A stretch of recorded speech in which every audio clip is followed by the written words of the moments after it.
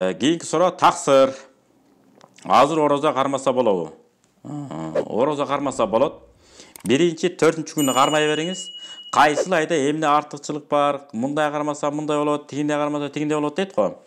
Ушулардын бардыгын камтып алат. Анткени дайыма биринчи, 4-чү күнү орозо кармай турган болсоңуз, бир айда 4 жума бар да.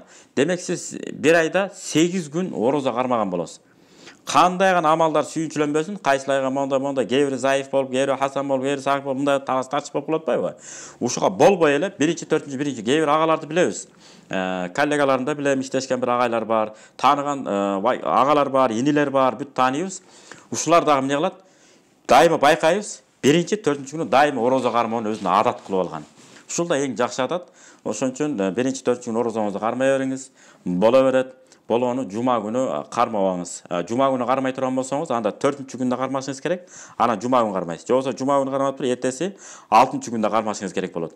Бир гана жума күнү гана кармайм деп ошол күнү кармап, калган күндөрү кармабай койсоңуз болбой калат.